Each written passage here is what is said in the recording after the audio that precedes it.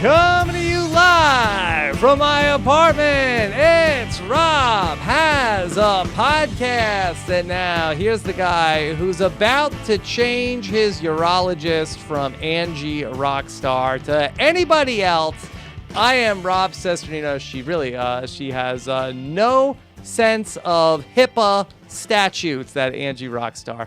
How are you guys doing tonight? Very excited to be here live with you guys tonight on a very fun Sunday night here to talk about everything going on in the world of Big Brother 20 here with Taryn Armstrong. Taryn, how are you? Rob, I'm upset because I just watched Brett and everything's going well for him. And people like that they always win, Rob. They always win. And also here with a man who suddenly is not as high on Big Brother Brett. Here is Brent Wolgamott. I don't have anything cute to say tonight. I just am happy to be here to recap a fun episode of Big Brother. What's going on, Rob? Yes. Okay. So a lot to talk about here tonight. We are going to take your questions. Hashtag RHAP.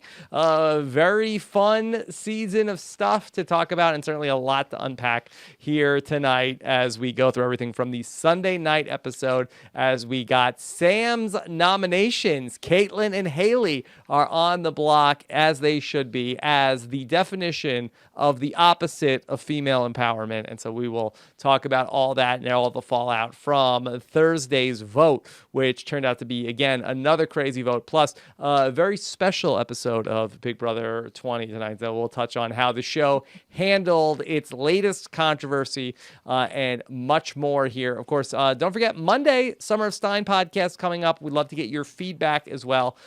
Be sure to send us in your questions for that show, as I'll record with Eric tomorrow afternoon. But it was another interesting night here on Big Brother. And really, Brent, 1 month in, I don't know what more we could expect from this season of Big Brother, heading into a week where potentially it could have been a dud week where nothing was going to matter. We just have excitement around every turn.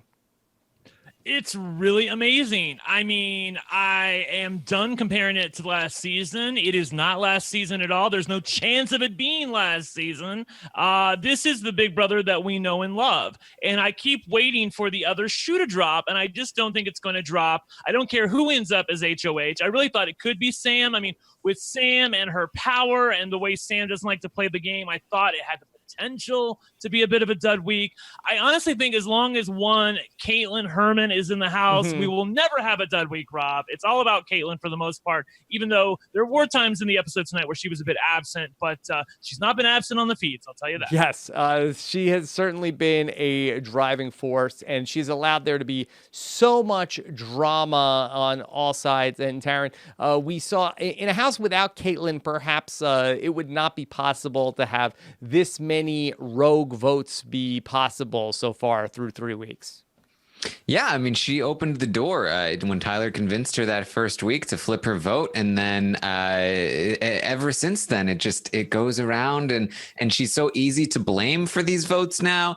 She's also capable of doing them. It also helps that Rockstar floated out this plan of maybe we should do a hinky vote and blame it on the bros, which still has Bayleigh suspicious. So it's this combination of people like Tyler who will force these people to do these things and hide his vote and blame others. People like Kaitlyn who are just so easy to blame and so easy to convince. And then people like Fessy who I don't know what's going on. Yeah, poor Fessy. Poor Fessy is just being spun around in circles and not even for a Mamma Mia competition. And he doesn't know which end is up. And so we'll get to him. But let's take things through from the fallout from Thursday night's vote.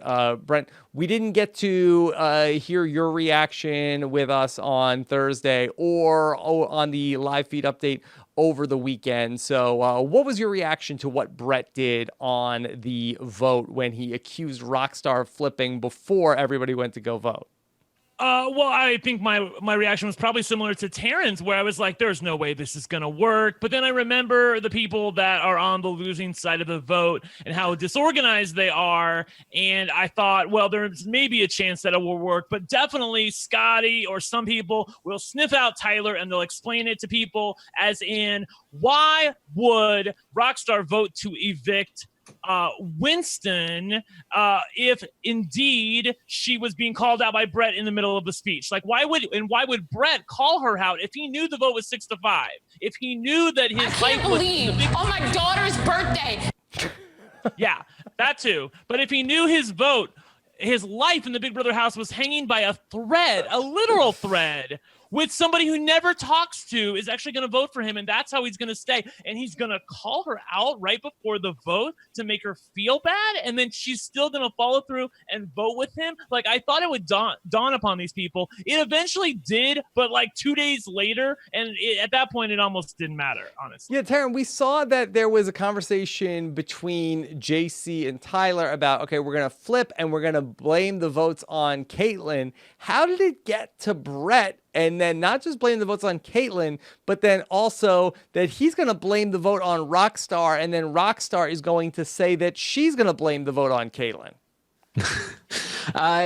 Brett has been trying to pin stuff on Rockstar for a while. He did that all throughout Scottie's week. And I don't think this was premeditated. I think he just kind of came up with it. He had talked to Winston about how he wanted to make some kind of big speech. And I think he just wanted to throw some shade onto Rockstar. And Rob, I was on this podcast Thursday night saying this was a gag. This was not intended to be a real strategic move because there's no way it would ever work. And then I proceeded to watch hours of feeds where it absolutely worked. And these people are just like, they don't know which way is up. Yeah. Honestly, though, not to give them any credit, but to give them a little bit of credit, they picked the two best people in the house to really try to pin stuff on because Rockstar plays. I love her. Okay, I do, but she's lost a little bit of my love this week with how she's behaving with Brett. I mean, it is, after all, a game move. He made a game move to try to protect somebody. If she could stop for a second and think, she might realize that. And on the other hand, blaming Kaitlyn for a vote is genius because, as Taryn mentioned, she flipped her vote during week 1. Pretty much everybody knows about that now. And then she disowned her own alliance during week 2 and put up their own leader in Swaggy. So why should they believe anything that she says at this point? Honestly, it was an on-point move. Yeah, and we got... You are disgusting! Yeah. So many great moments with Rockstar and Brett. More to come with that. Taryn, I thought that Tyler really handled this well when Kaitlyn came up to him right after the vote and said, hey, did you flip? Swear on your dad's grave that you didn't flip. And he got really indignant with her and said, I would never do that. I'll never do that. And she let it go. And I thought that Tyler handled that pretty well. Well, what's funny, actually, is that she misinterpreted him. Right. She thought he was saying, I would never do that. I would never vote against you and lie to you about it. What he was saying was, I would never swear on my father, but she didn't realize that. So she went around saying, Tyler swore on his father that he voted this way. And I completely believe him because he would never do that unless it was the truth. And then Tyler got to go around saying, I did not say that, which makes Tyler look more believable. And it makes Kaitlyn look like more of a liar. And then he finally does get to have a conversation with Kaitlyn later where he's like, listen, I was not okay with you when you said that I would never swear on my father. And she apologizes. And it really worked out for the better for Tyler. Yeah.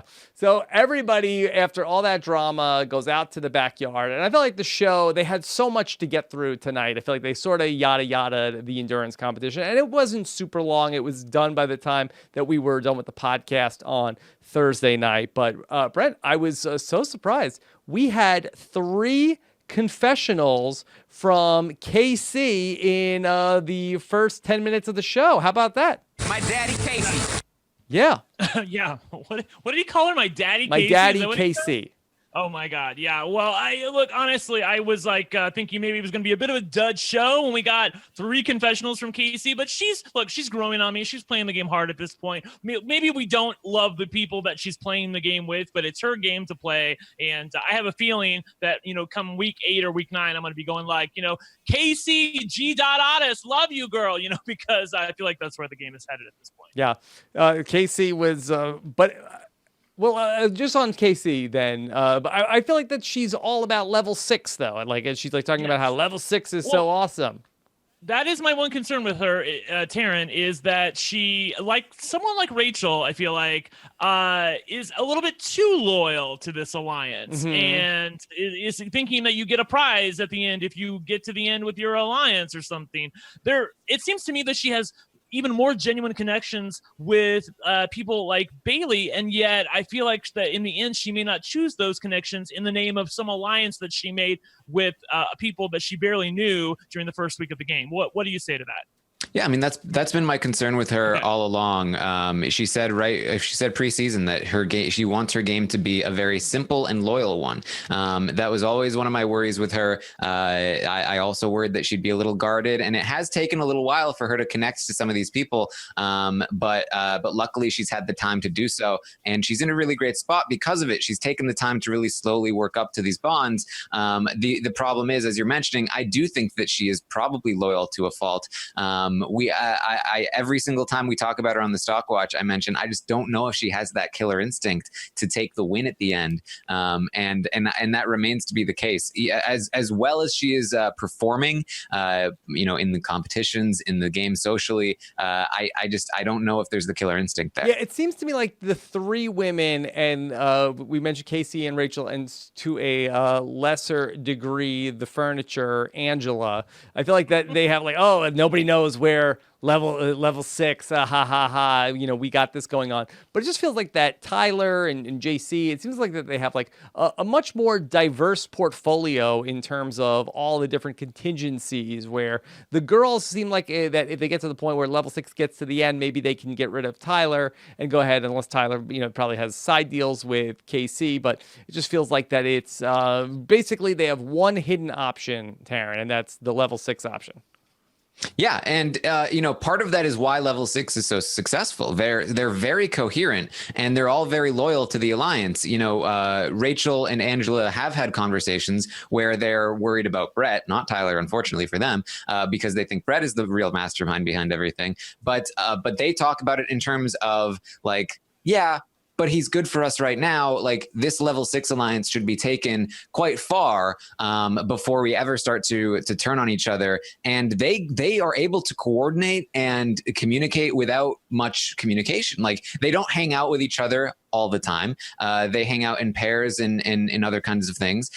When Brett tells this lie about Rockstar, they are able to cover for him in exactly the way that they needed to. And they just, their instinct is to protect both themselves and the alliance, whereas the Faute side is their instinct is to be no, they screwed us.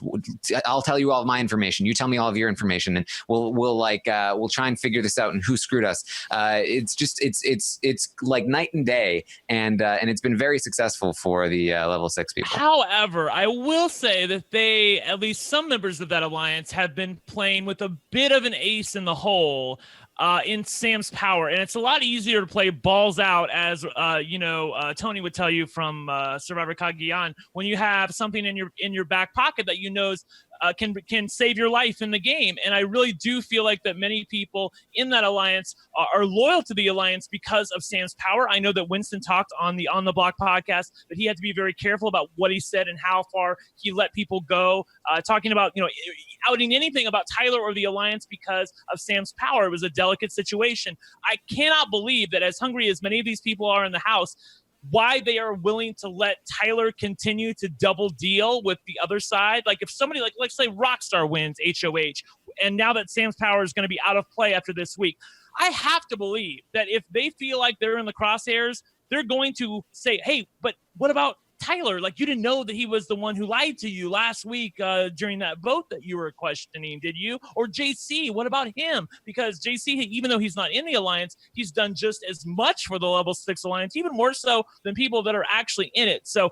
I think everybody's okay right now with people in the alliance like JC and Tyler double dealing, but I can't imagine that will hold moving forward once they don't have a trick up their sleeve. Okay, well, that's exactly what I thought, and that's what I thought, that the Scottie HOH week was going to end terribly for Tyler, because obviously these bros would out Tyler. And Scottie even had a conversation shortly after the HOH competition where he was like, actually, I think that that like this can't be true. Like, what the bros were saying must be true, because look, if the bros knew about Sam's power, and if they knew that like Tyler knew about it and all this stuff, they would have told me. They were throwing everything against the wall. So I don't believe that this stuff is true. And I was like, yeah, I'm shocked that they didn't say anything either. I would also think the same thing that Scottie is thinking. But I've come to realize that the women in the level 6 alliance, instead of throwing Tyler's name out there, they would throw Brett's name out there. They think that Brett is the double agent. They don't even realize half the stuff Tyler is doing. They recognize that they do need to lie for him, but they think that Brett is the true operator. And that like their big outing would be like, guess what?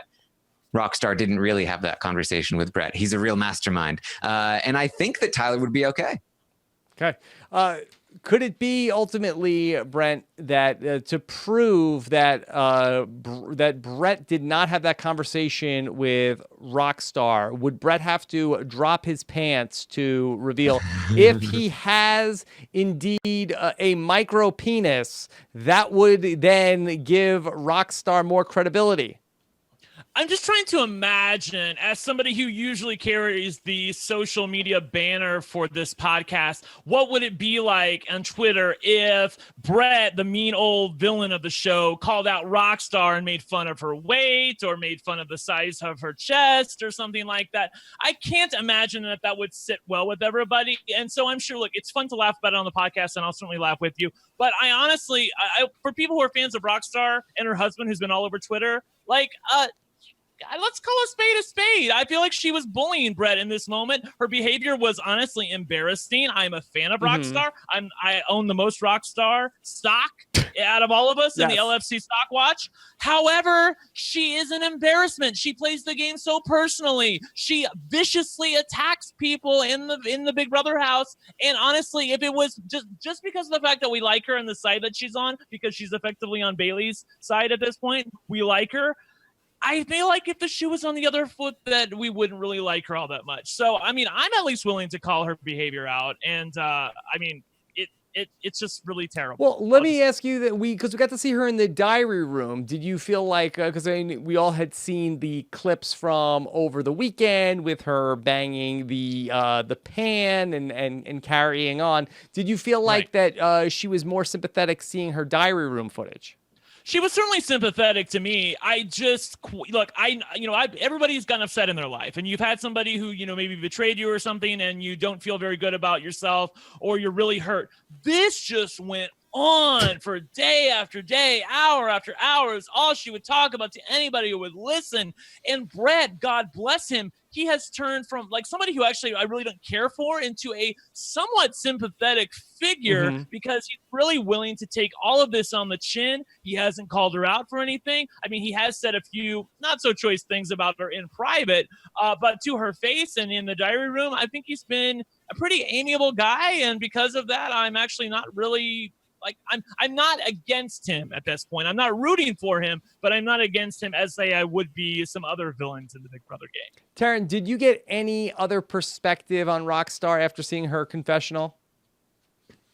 She was listen, Rob, I've listened to her. She's saying the same thing on the feeds, basically. I've listened to everything anything that she could possibly say at this point. She's still talking about it today. She's still saying the same stories about how I know this guy. He's the guy that walks into the club and says that I could buy this place. I know this guy. She said that like 15 times. I don't even know where she came up with the idea. But no, I didn't get any sort of further insight. It's more of the same. She's really turned off by it. She's attributing all of these things, Rob, to Brett that are not true. I mean, he's like this avatar for every straight, white, privileged male in the world. And it's unfair to Brett, and frankly, it's unfair unfair to the straight white privileged males out there. Not that they need to be, defended about. Yes. We will not defend them. No.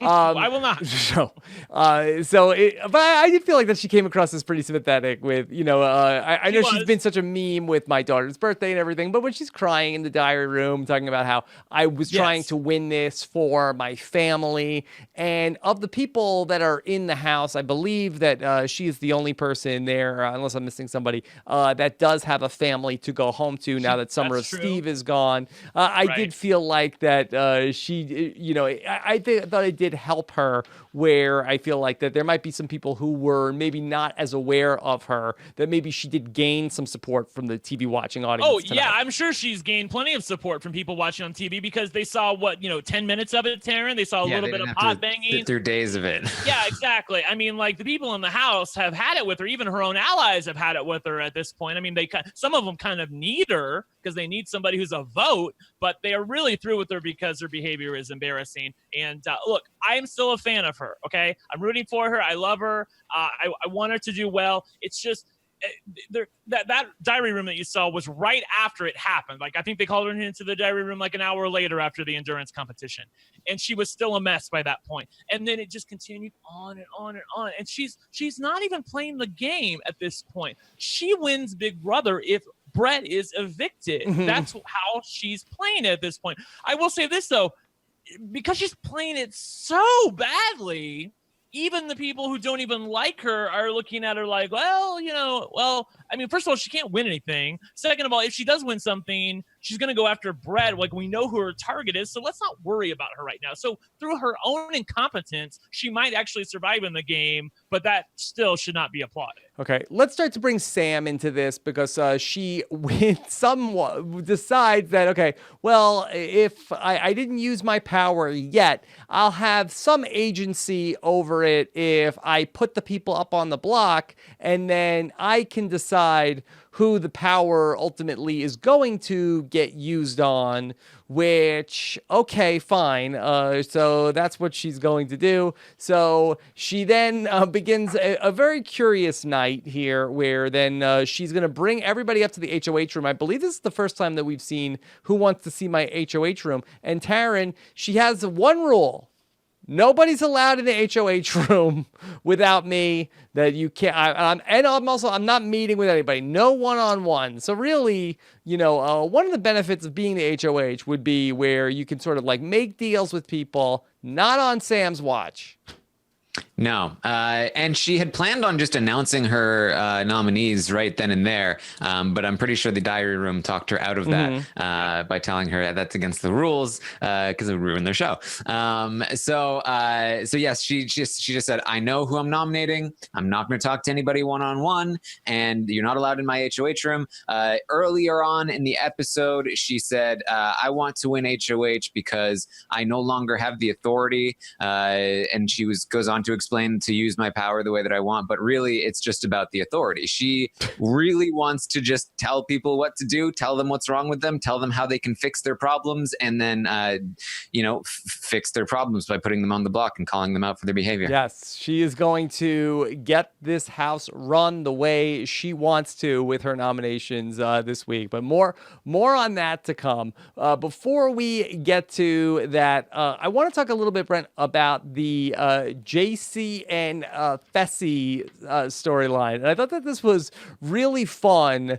Evil JC, when we got to see him putting this seed into Fessy's brain and really getting to hear him talk in the diary room. And we've seen this Fessy JC dynamic a lot on the show, but it's always in terms of like wacky stuff. And here we saw, okay, this is going to be where we're going to have JC really manipulate Fessy and see him like going nuts and getting all wound up. He wants to punch something, and JC's like, no, you can't do that. But he tells him that it's Kaitlyn and Haleigh are the people that are messing with him.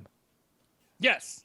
Yes, well, I think that Taryn will probably disagree based on his Twitter, or maybe the truth is somewhere in the middle. Maybe the truth is both. I know Taryn believes that that JC is getting away with a lot of the ideas concerning Fessy because of the language barrier. That it's easier to lie in a foreign tongue. I know Taryn retweeted an article about that. I personally believe that what's going on with Fessy and JC is what I talked about on my Instagram earlier, which is that. Fessy is a really good-looking guy. He lives down in South Florida, and I think he's used to having gay guys throw themselves at him. I'm just telling you the real tea. I think this is the legit truth. I think through all his life, he's probably pretty used to that. JC obviously is gay, and they have sort of a flirt mance together. There's been a lot of things happening on the feeds where they flirt a little bit. Obviously, JC's doing more of it than Fessy. But I just think from Fessy's perspective, he thinks, you know what? I've got this guy by the balls, no pun intended, and he'll do anything for me. There's no way he's lying to me. He's got to be telling me the truth. I really believe that Fessy thinks that JC is telling him the truth because of that. Now, there may be other reasons why, but I do feel like that is an intricate part of their relationship. It's a little bit of a weird relationship where they objectively speaking, from the outside, you think that they're close, but they're always fighting a little bit. But it's like a flirty fighting, and so I'm interested to see how it adapts to the rigors of the game moving forward. If Fessy ever figures out that he's being played by JC. Yeah, I mean, I completely agree with that. I think that Fessy, more than anything, operates off of attention. He is very much like Kaitlyn in that way, and JC gives him that attention. Yes. But JC is smart about it too, because JC likes to insult Fessy a lot as well. He negs him. Also then exactly he negs Fessy.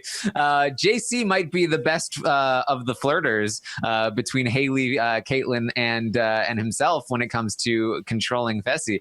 So I definitely think that's on point. I find in general, not even just specifically to Fessy, I found it interesting that I came across this article literally as I was watching on the episode JC do this, where there is actual data on the idea that somebody speaking to you in a second language, it's harder to tell if they're lying because of a whole host of reasons. But I think that's one of the reasons why JC, or at least a contributing factor to why nobody seems to ever think that JC is lying to them, despite how many times he's been caught lying to them. And I find it fascinating. Yeah, I just really like this evil mastermind edit that we were getting from JC. And I also like the idea that JC also kind of hates Fessy also, and doesn't really like being around him, but tolerates him. And I feel like that there's a real Ren and Stimpy vibe to the two of them together.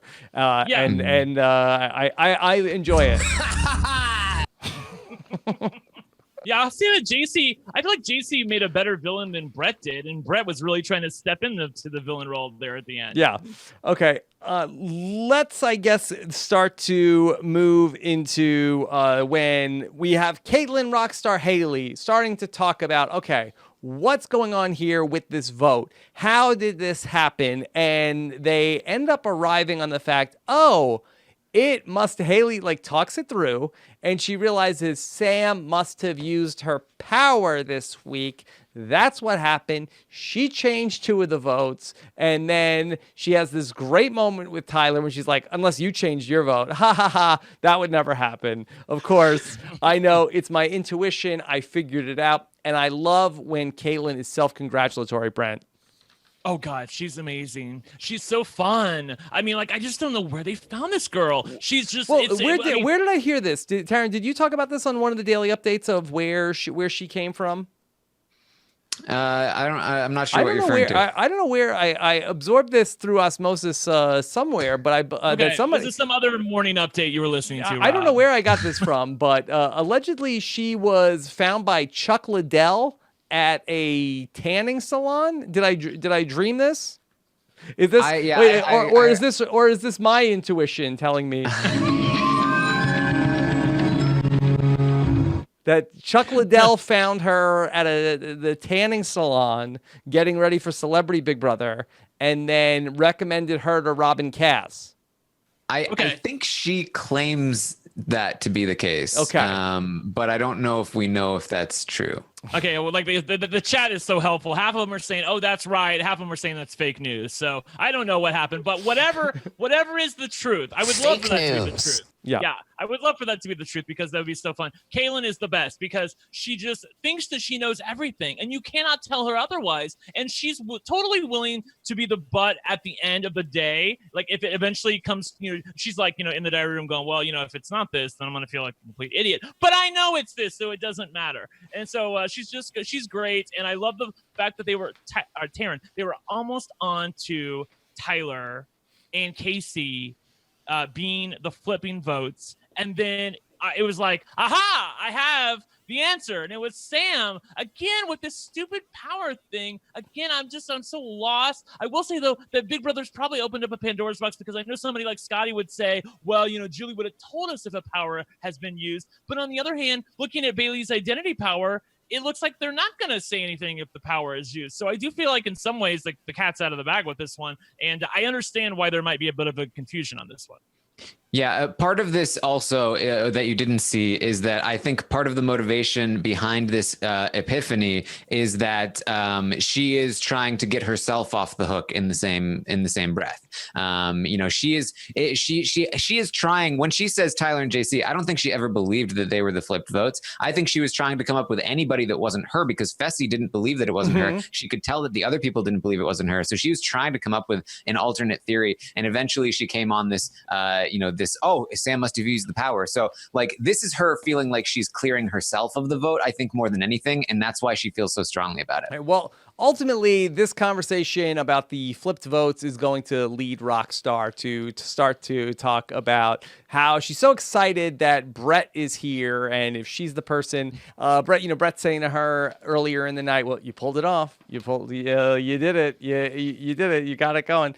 And this is going to drive her crazy, and we get one of the most iconic moments here so far in Big Brother 20. Rockstar tells us that it's a celebration, bitches. Yes, and we celebrate Rockstar's daughter's birthday with this. Give me a TT! Pet! In the house!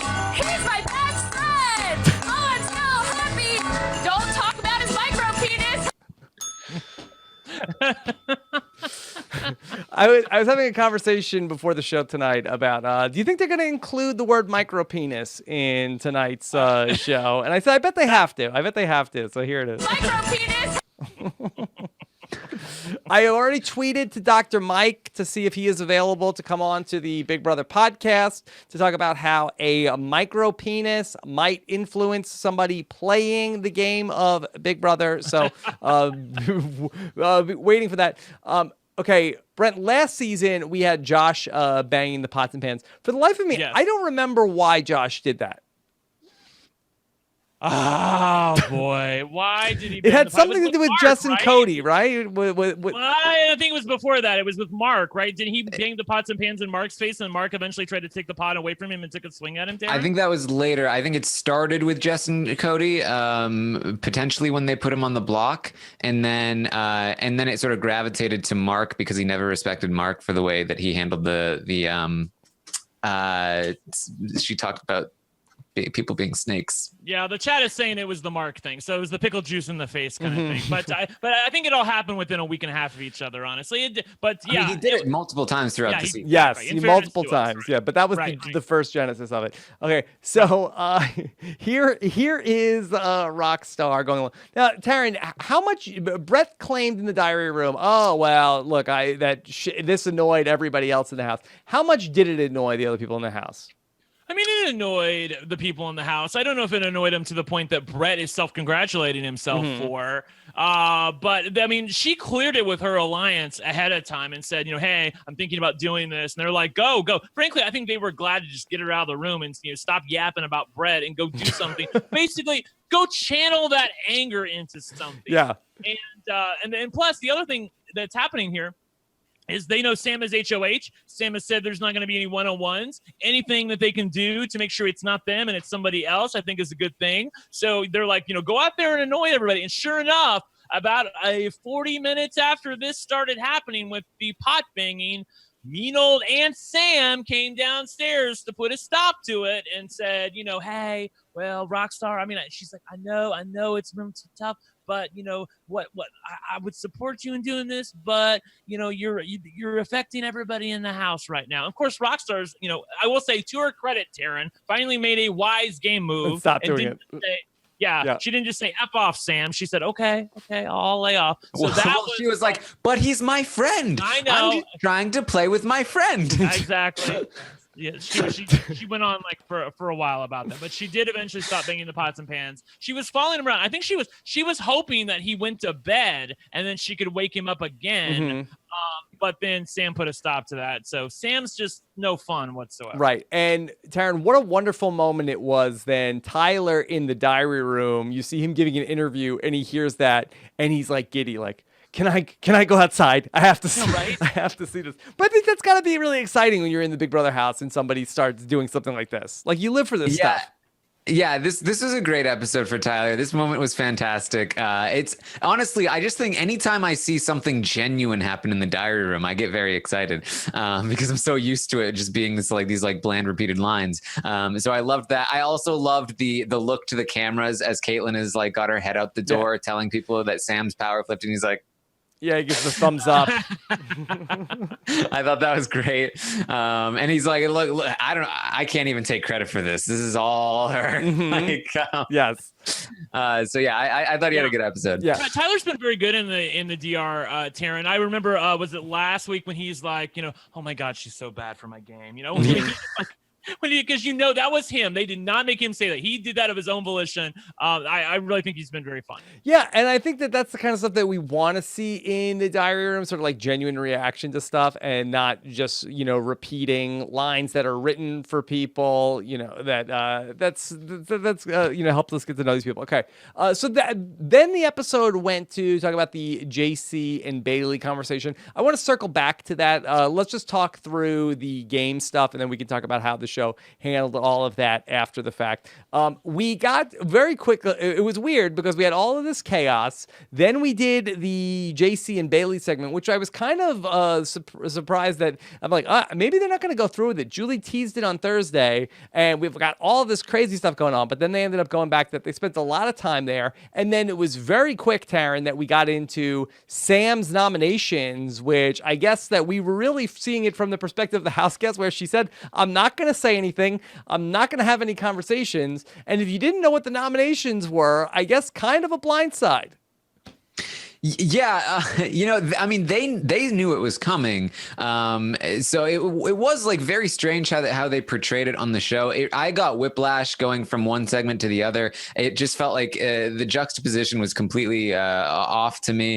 It just the pacing and the buildup just didn't work. And then to have like these people, in tears about something that like just happened, even though that like again, there's no buildup, and we're like, wait, why did she do this? And what is she talking about? Their behavior, like how are they even relevant? We haven't even seen them in 20 minutes. I felt like the pacing was really off. I feel like they shouldn't have planted their flag by saying they were going to talk about this. I feel like this would have been better served on like like a recap episode. Yeah, exactly. Yeah. Well, which it wouldn't be as fun to recap the recap. It wouldn't. But I think that they were, in Celebrity Big Brother, they certainly got a lot of media attention talking about any sort of controversy. And maybe they thought lightning was going to strike twice. And it was this dud week coming up. And I don't think they had any reason to expect there would be this kind of fireworks going on after the episode. But we'll come back to it. So Sam and her nomination speech, she puts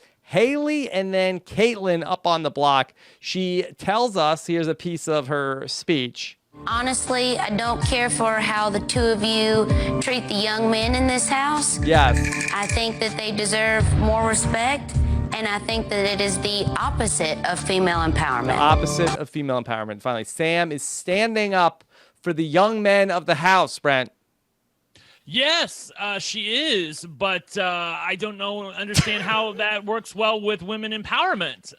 It seems odd. My problem. First of all, Taryn, please tell me, and I know that you don't have a crystal ball in front of you like I do, but they must have cut a little bit out of Sam's speech. I know it was offensive, but I know that they cut more out of it. So can you tell everybody anything that that people in the on the feed said that she said, because it did seem a little muted. Yeah, it's hard because they obviously can't like quote word for word what Sam said. I heard most of the points in the speech, but it definitely seemed like a lot was cut out. Honestly, I doubt there was a whole lot more like content wise, but I'm guessing that she just kind of went on for a bit to the point where it got uncomfortable for people. A lot of people went to Haleigh in particular, and they were like, "You didn't deserve that. Like that was kind of uncalled for." And it just Haleigh isn't somebody that has gotten very upset in this game before. Like I have no reason to believe that she would just like go off out of nowhere for no good reason. Not that it wouldn't have been a good reason, just the speech that we saw, but it definitely seemed like a lot of the stuff was cut out just looking at the cuts and the pacing of what Sam was saying. Okay. Yeah, she said the thing about wearing clothes that don't fit you. And this was after the fact. This was just to give. Well, I think it was during the. I thought she also said it during the speech. Well, she definitely said it in private later on to like she would go around talking about more of her reasoning. I don't know if this was repeating stuff that she said in her speech, but there was definitely a lot of stuff like guys can't help themselves. I don't like the clothes that they wear. Tell me about the clothes, because that Sam brings up a interesting point, that she's unhappy with the way that these young women are dressing around the house because they are wearing clothes that are way too revealing, right? And Haleigh doesn't even wear stuff like that. It's the other way around, Rob. Wait, what do you mean? Too not revealing. It's too big and baggy on them. Baggy? Yeah, because like Rachel just like wears the sports bra constantly, right. but she appreciates that because that's, I guess, that honest. Fits. But when Haleigh's wearing these big sweatshirts and like hanging over people, it's just very provocative to these young men. Such a tease. Who can't help themselves. Right. Yeah, so it's very unfortunate. And people like Rachel and Angela, who according to Sam are 10 times hotter than Haleigh and Kaitlyn, don't degrade themselves in the same way. So they deserve a lot more respect. Well, yeah, Sam's speech was honestly ridiculous. I mean, just to be serious for a second, it was so offensive to me because she was blaming the women for trying to play the game while at the same time totally excusing all of the flirting and the guys walking around with their shirts off and their muscles showing. Yeah, are they wearing a giant shirt, Brent? No, they're not wearing it. They're not wearing that kind of provocative, baggy clothing. Gives them a pass because, they're men and they can't help themselves. That's just how they are. And plus, you might actually scar Scottie for life with all the flirting you're doing with him and trying to manipulate him. I mean, that's really bad. So she this backwards hick way of thinking that is like the opposite of female empowerment. Somehow she has turned it on its side to make it seem like she's in favor of female empowerment when she's not actually. Again, Fessy is one of the worst flirts in the house. He will do anything for some of these women if they just give him what he wants, and you know what I'm talking about. But yet, that's not anywhere on Sam's radar. But a nice girl like Haleigh, who has been the picture of holding back in the house and trying to carry herself with a little bit of class, gets indicted by Aunt Sam because she's trying to play the game. So I honestly can't stand it. She is a femme fatale all the way. Yeah. Sam does not care for those femme fatales in the house. She's coming for them. That was such foreshadowing when she said that a week ago. Well, then that was her friend said that about Sam. Well, sorry, they sound the same to me. So hell if I know. Yeah. Taryn, has Sam ever expressed these thoughts prior to the nomination ceremony this week? No, not particularly. It really came out of nowhere. The one hint that we got that I have talked about on the updates is that she did talk about how she felt like Scottie had a crush on her, and now she kind of knows that Scottie more has a crush on Haleigh, and so she's worried that Haleigh is going to lead him on and scar him for life. So that was kind of, I think, a bit telling in terms of her feelings toward Haleigh. Is that possible? Is that another love triangle in this house, Brent, where Sam has a thing for Scottie and Scottie has a thing for Haleigh, and that's where this is coming from? I mean, I agree with Taryn. I don't want to misstate what you said, Taryn, but it does feel like that Sam just wants the attention of the guys in the house on her, and she likes to hang around them. I don't know that she wants to be with them, in a romantic sense, but she likes being around the guys, and any of the women that take attention away from that is something that she doesn't particularly care for. So, it's so amazing to me how somebody can go, two people were at the top of like all of the popularity polls, Sam and Rockstar, like 5 days ago. And yet now, like both of them have, plummeted precipitously because of comments that they've made or things that they've done in the Big Brother house. Tanked. It's kind of crazy. People really turned on Sam. Sam had been consistently number one on Jokers for a good 30 some days.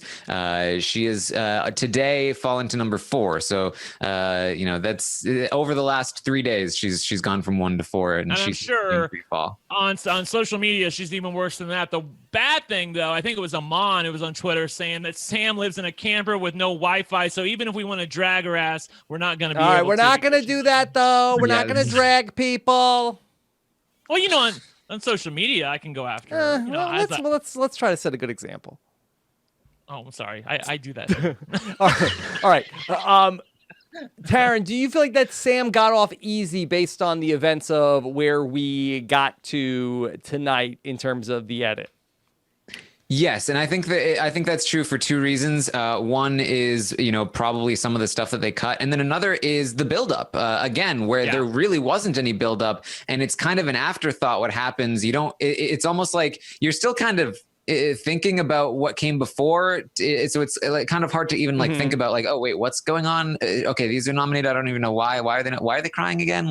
I think you're a little bit confused. I think the real test will come in the next episode if they show any of the comments that we saw in the feeds that Sam made to further explain her thoughts on why she did this. If those are left out, then she's definitely getting some of that good old edit protection. Okay, all right, because the show did a lot to build her up on Thursday night. It would be surprising to see them bring her down so quickly, but we'll see ultimately when we get the fallout of all this on the Wednesday night episode, which should be a lot of fun.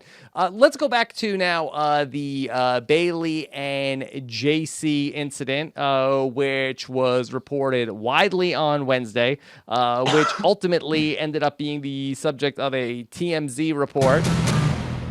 Which described what was going on. And we really did get a long segment here going back from when, the genesis of this conversation, and then also Bayleigh talking to JC, and then, them getting back together and then hashing out the rest of this. So, Brent, in terms of how this story was depicted and how it unfolded, were there any surprises here?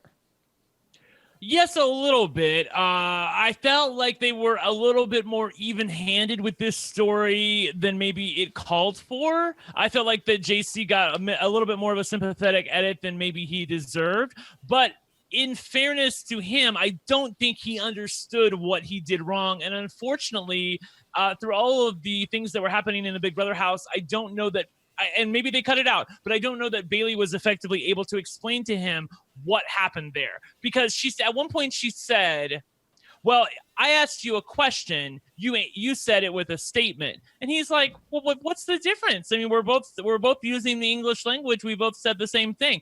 What she needed to say to him, and what I think would have made it more clear to not only him, but also people in the audience, is something that our own Zach Vossler tweeted on Twitter, which is that Bayleigh was asking if that word was offensive, not knowing if it was. That was an honest question on her part, and she wanted to know. JC used a word that he knew was offensive in trying to answer her question, and therein lies the difference. Mm-hmm. Yeah. Taryn, the one thing that I did like about Big Brother having this in there was that I felt like it was a little bit of to me, it felt like a throwback to something that you would see in the earlier seasons of Big Brother, where, Kent and Bunky would have a conversation and sort of get to a little bit of a deeper understanding. Did it feel that way to you at all? Yeah, and I was thinking, like, I wish that they would handle like more of their show in the way that they handled this, in the sense that they really like followed it like as it was happening. Like, it felt like I don't want to call it this, but like it felt like a complete storyline where we saw the genesis, we saw what happened after, we saw people reacting to it, and it felt like it was happening in real time. And we don't often get that on the actual edited show, and it did feel a lot more like the slower pace of the old seasons, where we would have these kinds of these long, more drawn out conversations about things, I came into this episode prepared to be like, oh, Big Brother, handling controversy the way that they handle it. But I don't know. It did feel like they just kind of let this play out, and I can appreciate that. And it doesn't have to be the most perfect conversation, because it's not a perfect conversation. It was a conversation between these two imperfect people who had a conversation about it. And I think that hopefully, some people are able to take something from this and learn something from this. Yeah, the chat is really going bonkers right now, and I want you guys to try to listen to me on this, because it feels like that most of you don't understand where Bayleigh is coming from. Many people in the chat are like, Bayleigh is using it's a huge double standard on her part, because she got to use an offensive term and JC effectively wasn't in the Big Brother house. And what you're not seeing is that, when it comes to heightism and things in that nature, it hasn't been communicated to most of us people who are of a somewhat regular height what is offensive and what's not. And so Bayleigh asked an honest question to say, well, is this offensive or is it not? She's trying to use a term because she has to get across the term in order to know if it's offensive.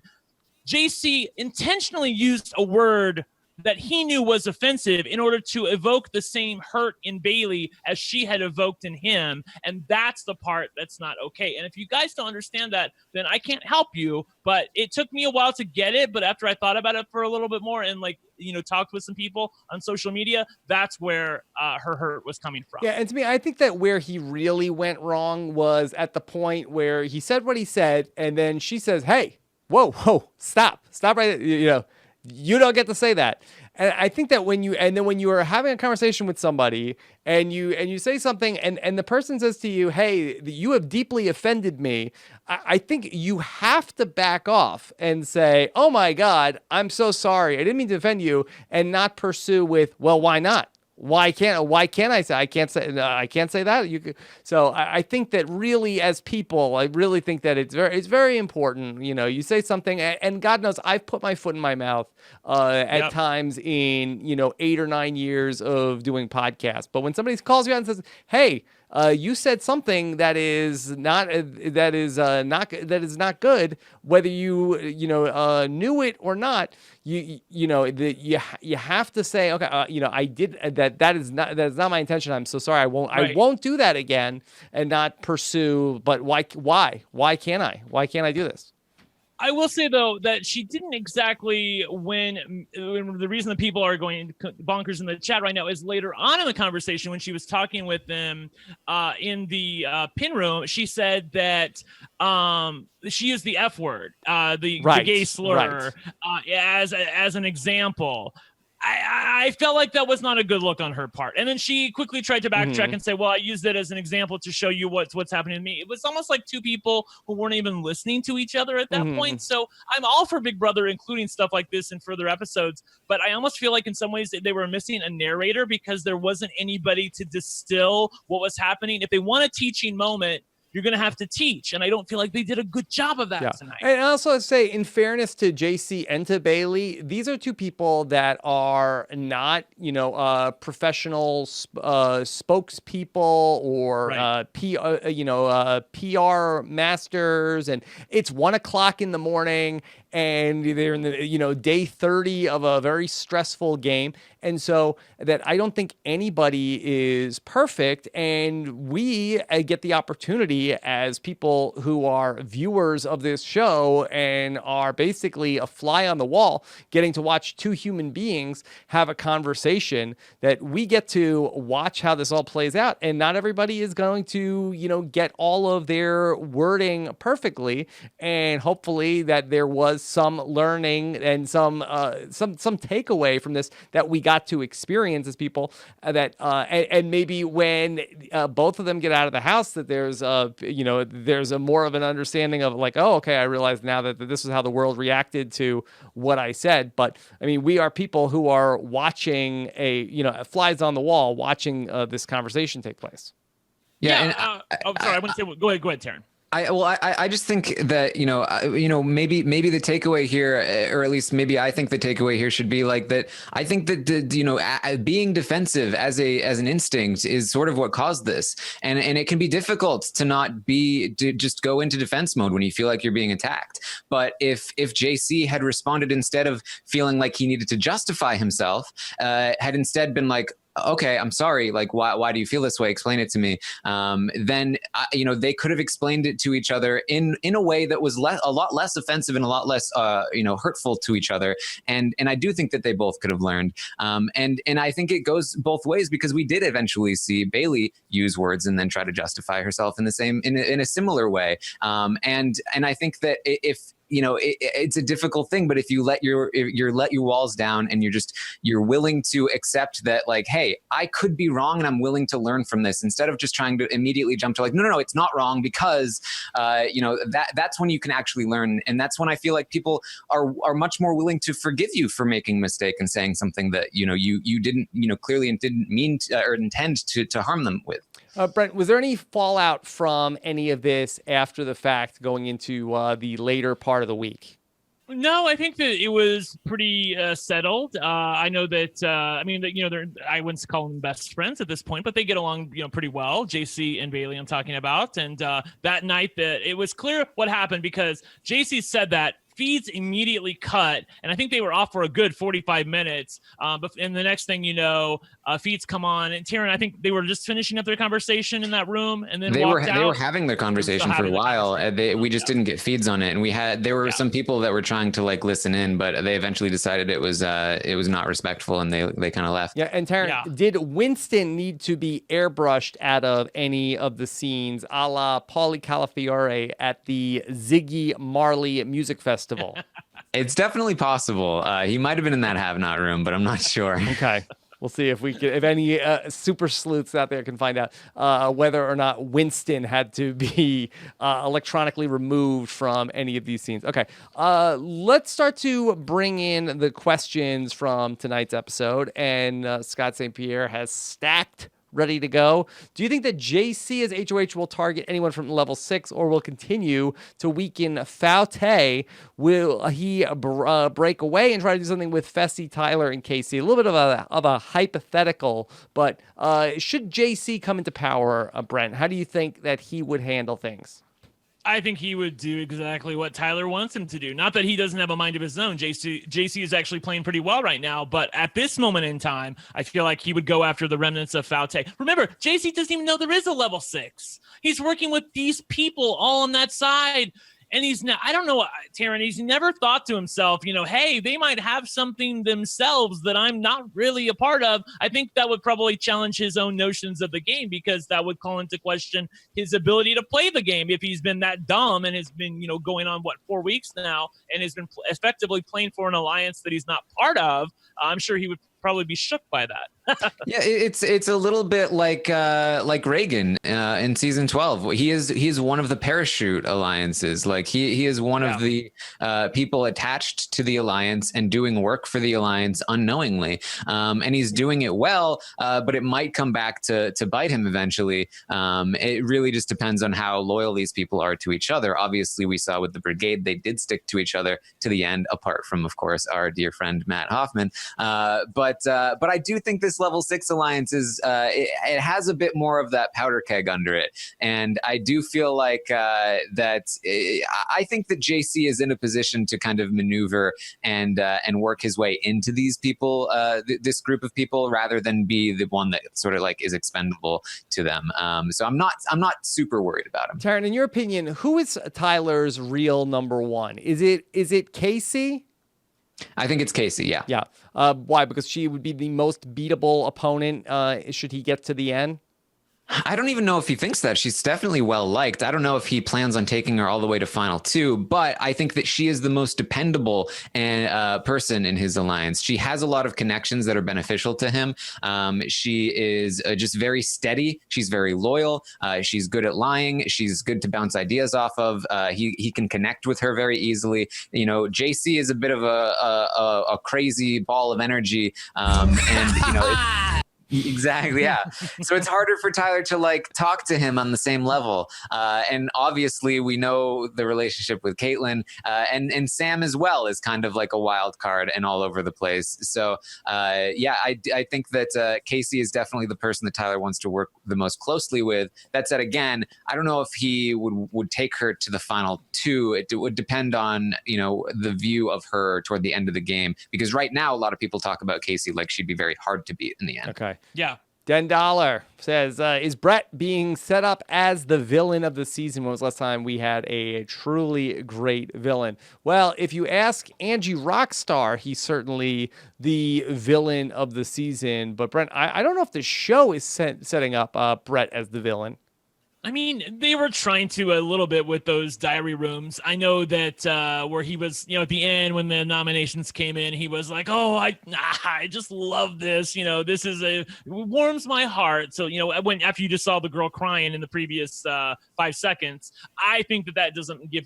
I mean, if there's any voting for anything else on Big Brother 20, you know he's not going to win it. That said, I don't think he makes a very good villain because he's not a villain. I mean, he's trying to give it to him. I feel like, Taryn, those were 100% diary room lines that they gave him in the diary room and said, "Hey, okay, we want you to act a little bit more like this," because he's just not normally that way. I mean, I'm at the point where I kind of want him to troll Rockstar. I don't know if it was you, Taryn, on the updates or something. I wanted him to troll Rockstar where like where he's stuck on the wall and he can't get down or something, and or starts telling somebody, "Hey, it's my daughter's birthday. Why did you do that to me?" But he to his credit, he hasn't done anything like that. So he's not even a very good villain. Taryn, I think that he's fine as a villain in the diary room. I think the issue is that he doesn't really have that many evil plans. Yeah. I mean, he, like I said, the people are trying to make him out to be more than he is. He's great at speeches, and he's a competent liar. But apart from that, there's not a whole lot that's like super special about Brett.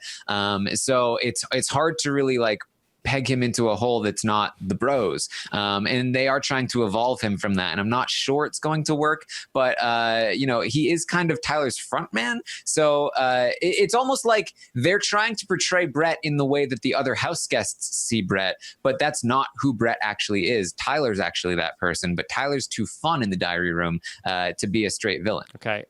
This is another villain question. Frank wants to know, did Sam turn heel in tonight's episode with her nomination speech? I don't think that she's going to be seen as a villain after just this tonight, Taryn. No. Yeah, I don't think it's going to happen. I think that they've invested a lot in Sam. She was their first fan favorite of the season. They did the first home visit with her. As Donnie mentioned, he had his on episode 11, and so did Sam. So I really feel like they want Sam to be in that archetype. I think that they feel like this HOH week, if I'm thinking about their motivations potentially, I'm thinking they're probably thinking, let's just get her through this week, and then we can go back to good old country Sam that is not problematic and won't be messing us up. Totally, like 100%. Like my mom, who doesn't watch the feeds, but I've recently turned into a fan of Big Brother. I'm sure she watched the episode tonight because I bitched to her on the phone about Sam's nominations. And I'm sure she, without me saying anything to her, she would watch the episode and be like, those girls are probably a little slutty. They probably do flirt with the guys like that. I don't have any problem with Sam. Sam seems like an honest girl. Why would she say something like that? So I'm sure this is not gonna turn her. The casuals are not going to abandon her at this point. Right. I think that the casuals probably don't have enough of a body of evidence on Haleigh, but the little bit they've seen of Kaitlyn, that they might be like, I guess. That's been the toughest part. Exactly, because the things that she accused Kaitlyn of are all kind of true, but Haleigh was totally innocent and got caught up in the web of whatever lies that Sam was trying to spin about her. So it was a little bit of a Kaitlyn has done some bad things in the Big Brother house. She's used the guys, and appropriately so, but she's also a psycho and crazy person. But that doesn't mean that you can attack her for, flirting with the guys and not then attack the guys for flirting with her, because they've been doing it just as much with Kaitlyn as she's been doing with them. Yeah. And the live feed community has done a very good job of exonerating Haleigh over the course of this weekend. Here's a great question from Nikki, which I was actually wondering about myself.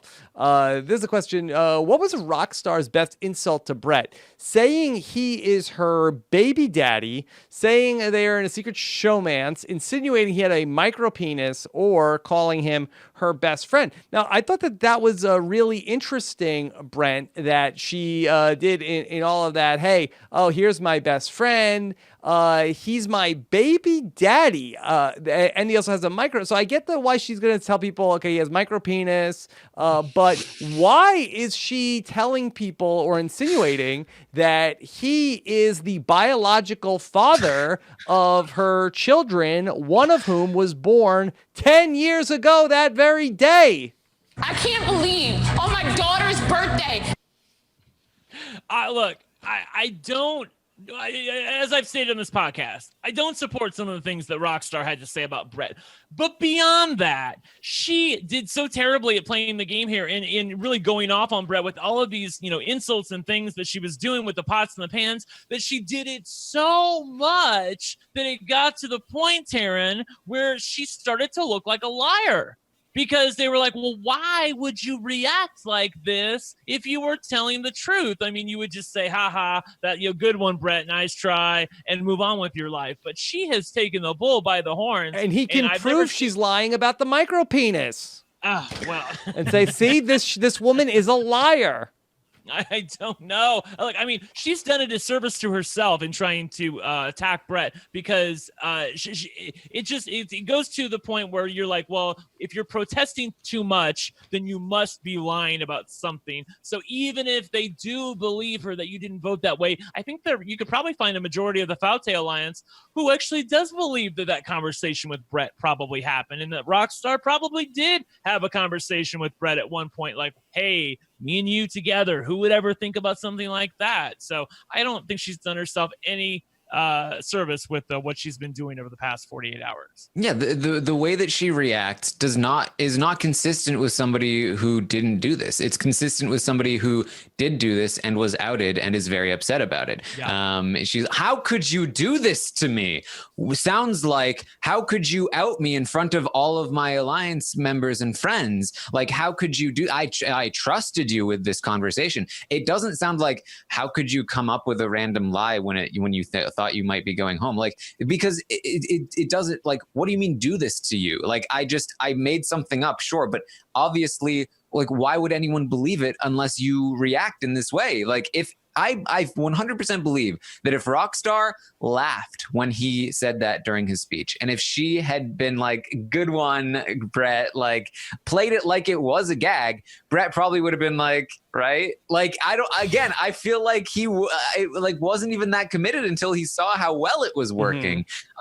Because it's the complete wrong reaction if you want to exonerate yourself. But that wasn't what she just genuinely was, like, super affected by somebody lying to her in this game, in the same way that she's been super affected by people just not talking to her. She says all the time, I walk into a room and he leaves.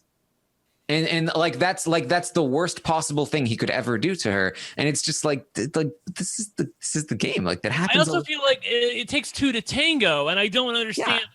Rob, I could never live in a house with somebody like this, like where with that amount of animosity between the two of them. I would have to pull him into a room at some point and say, okay, like, I know you did that for game, but I'm not happy about it. But I don't want to continue this animosity and this tension between us. It's not good for either one of us. So let's just chill. There's a lot of baggage there that he's the father of one of her kids. I know. She's absolutely ridiculous. I just can't. I'm rooting for her still, but she makes it difficult sometimes. He could be on the hook for child support too. Yeah. Hopefully that we have like a good 20-minute segment with Rockstar and Brett explaining, their differences and how the micropenis works and everything that's involved with it, because I think it really needs to be, shed out some light. I just want to noted for the podcast that of the three of us, two of us have said the M word tonight that she called Brett, and I have not. I just want to put that. Why? Well, Brent, are you anti-micropenis community? No, I'm just saying that I'm always viewed as the tawdry one on the podcast, and I have kept That's scientific term. You are not allowed to be offended, Brent. Mm-hmm. You are not allowed to say that you're not offended because you had no right to be offended in the first place, because we had every right to say micropenis. Yeah. Thank you. Oh crap! I said it again. All right, Brent is not having it. Okay, all right. Close-minded Brent. Okay. Cyborg Cesternino wants to know, who was the last HOH to proclaim no one-on-one meetings? Bold move on a week that doesn't matter. I don't know if anybody's ever done this before. I can't either. Taryn, anybody? No, I mean, like Dan basically said it during the funeral, but then he immediately had a one-on-one meeting. Like that, it was a lie. Like it was a blatant lie. It was nothing to do with an actual strategy. So I don't think it ever actually has occurred. Okay. All right. Let's get into the live feeds, because there's a lot to get into here tonight, and let's do that. We will be back on, of course, Summer Stein coming up on Monday. LFC Roundtable on Tuesday. Although if you're not listening to the live feeds, you probably don't check out the LFC Roundtable. And then on Wednesday, I am going to be back live again after the episode when Big Meech is going to be joining us on Wednesday night, which should be a lot of fun. But until then, let's talk about what is going on in this wonderful Big Brother 20 house in terms of the live feeds. Hold on. Let's do the live feeds. I was dancing. The Office of Civil Defense has issued the following message. This is a spoiler. Warning. A spoiler. Warning means that an actual spoiler against this country has been detected and that protective action should be taken. All right, here we go. All right, time for live feed empowerment. Okay, all right. So, Taryn, busy weekend on live, which you did a fantastic job this morning outlining the events of Saturday in terms of the veto competition, and the holder of the veto this week, Fessy Fitness. Yeah, the one person who should not be holding the veto, because he has to choose between his two best friends. And by best friends, we mean the girl with a boyfriend who is in love with him and the girl that he really wants to get with but isn't giving him enough action in the house. Brent, it's such beautiful poetry. I know last week Haleigh had to read from Shakespeare's Hamlet, but that is drivel compared to the drama, the real human drama of Fessy's romantic love interest in the house, both being on the block, him not needing to win the power of veto, winning the power of veto, and then having to tell Kaitlyn that he will be using the power of veto on Haleigh. Yes, and he promised Kaitlyn that he would use the power of veto on her. And the funny part is that, in doing so, he was like, you really, because he was worried about being backdoored. He was worried about Sam potentially using him as a possible renom. So he goes to Kaitlyn and says, oh, look, I really want to play in the veto, but, if you pick me, I'll pull you off the block. She says, okay, you promised. Yes, I promised. Fine. So he goes to Haleigh, basically makes the same deal. You know, if you pick me, then I'll take you off the block. And so he had deals with both of them, telling them both that he's going to take them off the block. There were people on Twitter, Rob, who, after they saw the results of the veto draw and that Haleigh drew house guest choice, Taryn, right? She didn't actually draw a name. She drew house guest choice, correct? Yes. Mm-hmm. She picked Fessy. So of course Kaitlyn goes to him and says, well, why did Haleigh pick you? Do you have some sort of deal with Haleigh? He's, giving up his typical dumb act, like, well, I don't know what's going on. And there are people on Twitter who literally had prayer circles for a Fessy veto win, and then it happened. And I mean, like, it was amazing. And then Feet's come back. He's wearing the necklace. Kaitlyn, as she's wont to do, immediately starts in with, yay, you won. But then it quickly turns into a, yay, you won? Like, or why aren't you happy? Because I'm happy for you. Like, aren't you going to use the veto on me? And then she quickly realizes that he's not going to use the veto on her. Maybe he's not going to use it at all. Maybe he's going to use it on Haleigh, but he's probably not going to use it on her. So she proceeds to campaign to him why he should. But of course, Kaitlyn's way of doing it is so ridiculous, you guys. I can't believe. Taryn, I'll tell you this. I hear you on the updates. You're mad at Kaitlyn because she just cries all the time and is absolutely neurotic about the way she campaigns to Fessy. But Fessy never puts a stop to it. Like, he continues to let it happen. If I was in the house, I'd be like, look, I'll talk to you, but I will not tolerate any more crying. Like, I'll have a conversation with you, but you cannot cry to me, because she just continues with this, like, ridiculous hand-wringing and crying and emotional outbursts about, why I picked you and I thought you were going to be my knight in shining armor. And I did backdoor your best friend last week in Swaggy, but I did that for women empowerment. There are women all over the United States who are praising my name right now. Young girls are looking up to me. Yeah. Yes. So why don't you understand that, Fessy? And plus, stood up for her truth. If I'm what she's saying, like, look, if I'm the one left on the block, I'm going to go home. Everybody likes Haleigh, so you don't need to save her. You got to save me, because if I'm on the block, I'm going to go home. Mind you, the funny part is that none of this matters, because somebody at the end is going to get a chance to come back in the house, but they don't know that yet. Well, that's so beautiful. It's so wonderful. That's the one thing. The most dramatic week in the history of the show isn't even going to matter, and everybody's going to still be here next week. Yes. And the great thing about Sam, if I can say one positive thing about her, is that she's kept that secret from everybody. To the point where people in her own, not in her alliance, but people on that side of the house just found out about it yesterday. People like Brett and Angela and Rachel just finding out that, the power is automatically going to be used this week. Of course, they're mad. They wanted it to be used for Winston last week, but now it's going to happen to whoever is evicted. So even if they get out one of these people, it's not even going to mean a hill of beans difference anyway, but they haven't told them yet. And Sam's going to tell them after the renom ceremony and the nominations are locked. It's just a mess. And Rob, to top it all off, I don't even know who the renom is going to be. I'm sure Taryn can tell you who he thinks it's going to be, but I don't know who it's going to be. I have my suspicions, but that's the kind of HOH that Sam. Okay, well, let me just bring in a question here as we're talking about this, because this is a concern of mine. This is a question from Twitter. This is from Donald on Twitter. What are the chances that Kaitlyn quits before eviction? And now, Taryn, keeping with the Shakespearean theme, I do feel like the viewer of the Big Brother, my great love is Kaitlyn, and I do worry that like Romeo and Juliet, could Kaitlyn, thinking that her chances to win the game are null and void and have expired, could she erroneously drink the poison and take her own life in the game, not realizing that there is a happy ending just around the corner on Thursday night?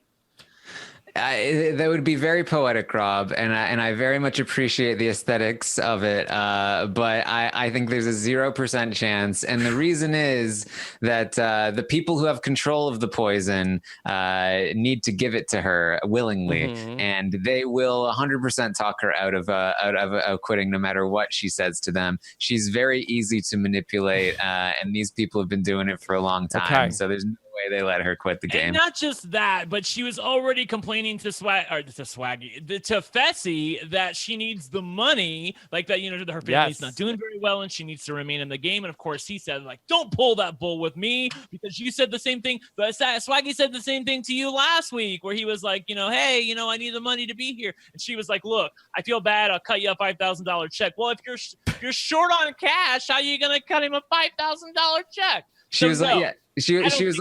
There's no chance that she quits, Rob.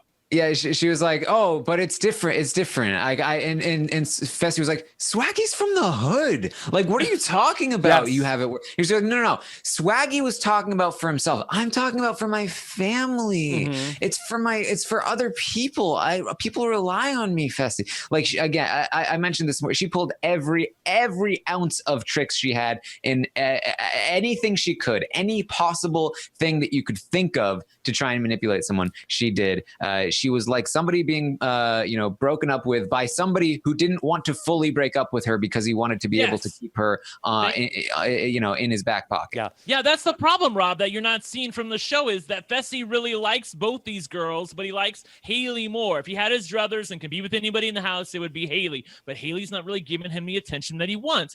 But he wants to save Haleigh. But he also, Kaitlyn does give him the attention that he wants, although sometimes a little bit too much. So he's sort of caught between two thorns, because he really likes Haleigh and wants to save her. But on the other hand, if Haleigh's not going to give him the affection that he wants, he's going to save Kaitlyn, because she might really need to be saved. And how grateful would she be? Bayleigh did finally set him straight and said, look, why are you paying any attention to what Kaitlyn's saying to you? She's using you. She put up Swaggy. She voted against us during week 1. She's not to be trusted. He's like, well, is Haleigh using me? She's like, no, but I love it. I love it that that's his first question, Taryn. He's like, are both of the women playing me at this point? So no, I do not feel like she will quit, Rob, because she's not going to know her fate to the veto ceremony. And as Taryn noted, Sam has decided that she's going to tell them about the power after the veto ceremony. I do think that the diary room will probably allow that, because they'll get their episode with the veto ceremony. It'll end, and then right after, she's going to tell them about the power. So I think that's probably how it's going to go. If she doesn't tell them it right away, she'll tell them that later that day. And I again, Kaitlyn is too money hungry and too attention needy. There's no chance in the world she ever quits the game. But I need to see her reaction of being evicted and then realizing that she came back in and that she alone was responsible for this, Taryn. I need that moment. Yeah, and that's why I think that they won't let them, and I really hope that they don't let Sam tell that, because, like, look, they want the Big Brother. They care the most about the shocked face on the live show. Oh, but guess what? What? If they don't have that because everybody already knows, then they lose the impact of that. They love that shot so much. They want the person to walk back in the house and everyone to freak out because they weren't expecting it. They don't want people who are like, all right, see you in 5 minutes, maybe. Yeah. But they don't know what the power is. I mean, to the extent of they think that it might be part of a battle back, or there are people in the house that still think Swaggy's got a chance to come back. I think Scottie still thinks Steve has a chance to come back. So, like, I mean, they think Summer Steve. This person will just get a leg up or something on the competition. So they don't know what's about to happen. I think if they did, they'd be really pissed. The level 6 people that I'm talking about, that Winston wasn't given this power last week, but I understood from their perspective why they didn't. Okay. Let's take some more questions here tonight. This is from Rick. Loving this season. Does the evicted house guest go directly back into the house if they win the competition? Where's Angela? We never see much. Well, we can't solve where's Angela. But in terms of that, will we see in the course of 1 hour on Thursday, Taryn, potentially, Kaitlyn leaves the house and voila, returns instantly? I think so, because I think that they'll want them in the HOH competition, because how amazing would that be if they come back in and then win the HOH? So I don't even think they're going to leave, actually, based on that little clip that we saw from from the first week when Steve was evicted. That room was up in the old Temptation room, the room where the power app was given out.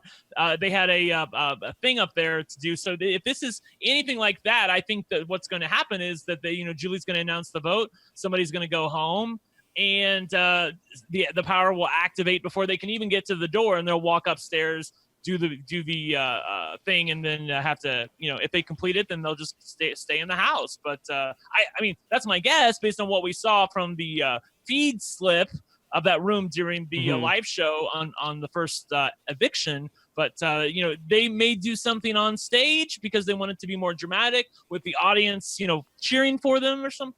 I don't know. I kind of hope they do the second one. I hope they actually are evicted and have to say goodbye so that the house isn't sure about what's happening. And then, somebody will.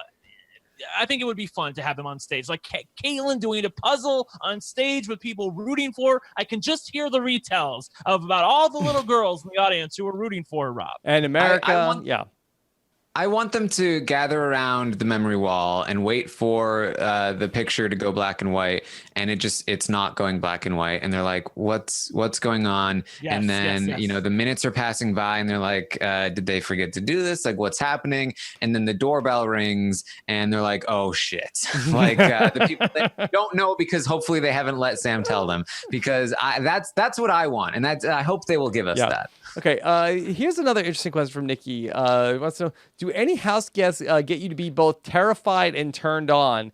Now, was this a line from the show tonight?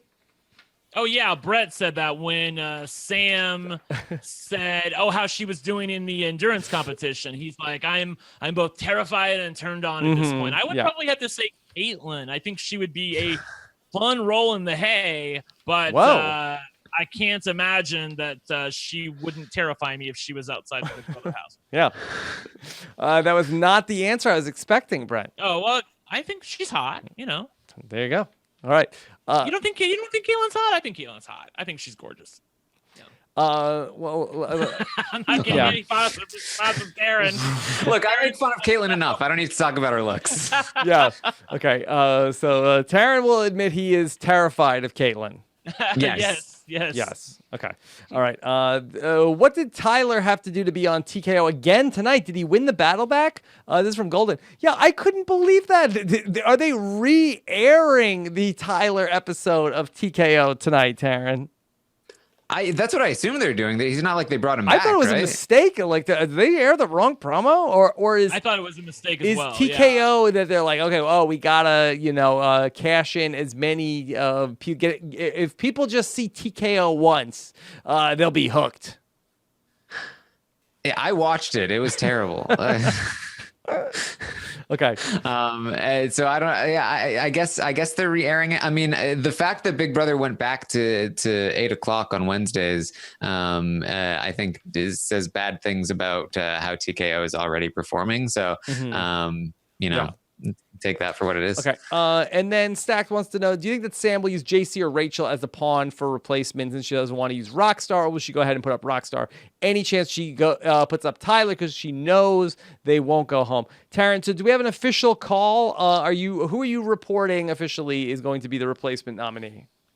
I mean, I can't officially report anyone for sure, especially today. Like I'm not completely caught up today. I was a last minute replacement on this podcast, but at the last that I know, my assumption is that if the veto was used on Kaitlyn, which I don't think it's going to be, then the replacement might be JC or Rachel. However, if the veto is used on Haleigh, which I do think it will be, then the replacement will likely be Rockstar. That is my assumption, and then the intent would be that Kaitlyn is the target. I can't believe on my daughter's birthday.